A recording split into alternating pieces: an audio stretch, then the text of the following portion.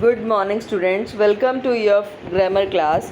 Today I will describe you the topic verbs and I will also describe you what are the different types of verbs here. So let's start. Write on the first question on your notebook. What is verb? Verb क्या है बेटे? Verbs are the words that shows an action or state of being. Means verbs वो वाले words होते हैं जो action show करते हैं या स्टेट ऑफ बीइंग मीन्स आपकी मेंटल या फिर आपकी फिज़िकल सिचुएशन कैसी है, ठीक है। तो ऐसे वर्ड्स को हम वर्ब बोलते हैं। Next is structure of a sentence. बेटे सेंटेंस किससे बना होता है, सेंटेंस में क्या क्या होता है।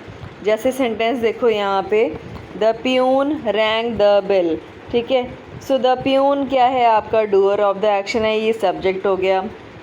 रैंग आपका वर्ब है, ठीक है जी। और द बेल क्या उसने रैंग की है, उसने बेल को रैंग किया है। सो द बेल क्या है, आपका ऑब्जेक्ट। तो आपको पता लग गया कि एक सेंटेंस में हमारे पास सब्जेक्ट होता है, वर्ब होती है और ऑब्जेक्ट होता है।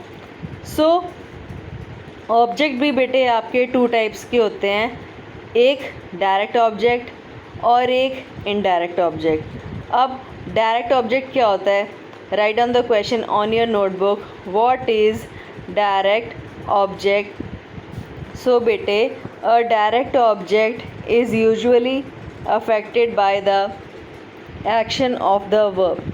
सेंटेंस देखो, Param narrated a story, okay. So यहाँ पे बेटे हम क्वेश्चन पुट करेंगे, व्हाट करके हम क्वेश्चन पुट करेंगे, ठीक है। तो हमें क्या आंसर मिलता है, व्हाट करके जब भी हम क्वेश्चन पुट करेंगे तो हमें क्या आंसर मिल रहा है, जो हमें आंसर मिलेगा वो ही हमारा डायरेक्ट ऑब्जेक्ट होगा। देखो, Param narrated a story. So Param narrated what, he narrated a story. तो स्टोरी आपको मिल रहा है, व्हाट का आंसर हमें क्या मिल रहा है, story, right.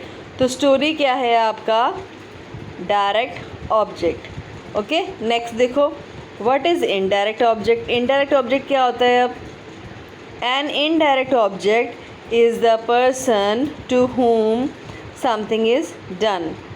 प्रभी narrated Nipa a story, okay. So we put question with to whom करके हम क्वेश्चन पुट करेंगे तो हमें इनडायरेक्ट ऑब्जेक्ट का आंसर मिल जाएगा। जैसे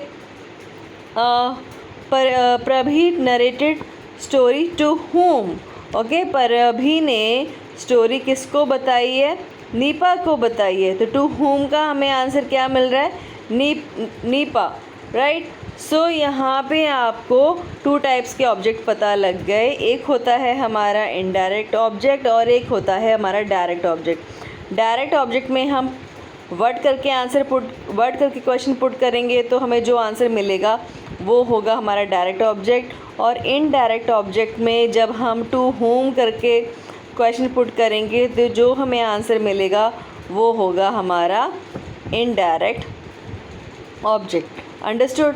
now let's move further and next type is transitive verb.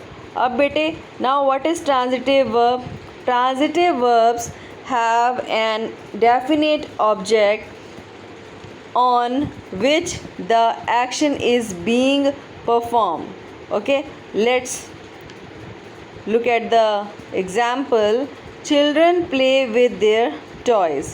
So children is your subject and play is your verb, and children play with what, with their toys, okay. So toys is your object here, okay। Means बेटा यहाँ पे आपको बच्चे किसके साथ खेल रहे हैं, बच्चे टॉयज़ के साथ खेल रहे हैं। तो आपके पास एक डेफिनेट ऑब्जेक्ट है, ठीक है।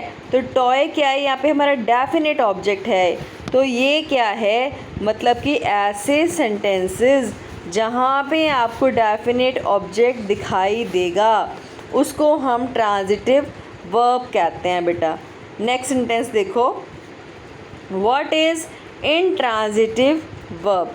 अब इनट्रांजिटिव वर्ब क्या होता है, verbs that shows action but it has no specific object on which the action is being done.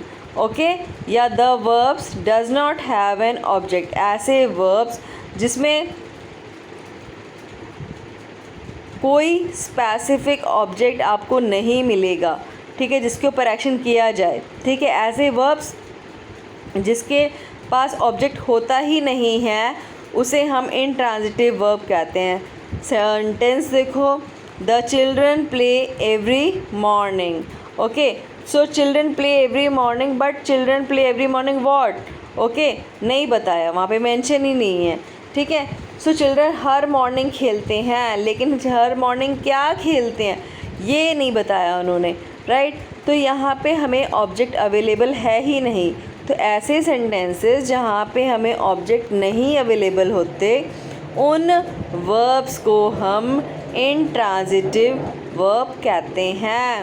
Verbs that shows action but it has no specific object on which the action is being done is called intransitive verb, right?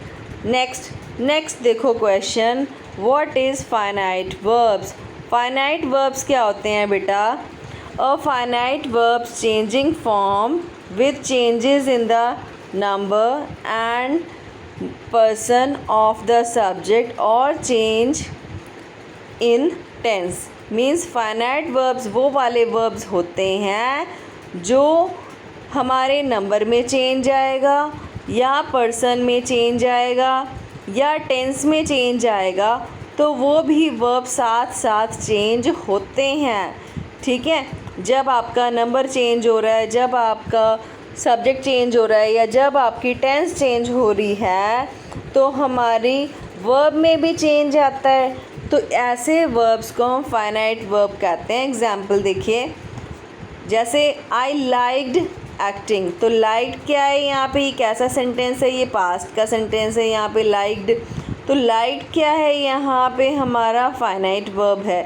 Next देखो, he likes acting, बेटे ये आपका present का sentence है, यहाँ पे first में ये आई था और अभी नेक्स्ट सेंटेंस में ये ही हो गया है, मतलब कि पर्सन चेंज हुआ है ना, ये फर्स्ट पर्सन था, यहाँ पे सेकंड पर्सन है, और ये प्रेजेंट यानी कि टेंस में भी चेंज हुआ है, तो यहाँ पे लाइक्ड था और प्रेजेंट में ये लाइक्स होगा, तो चेंज हुआ ना बेटा।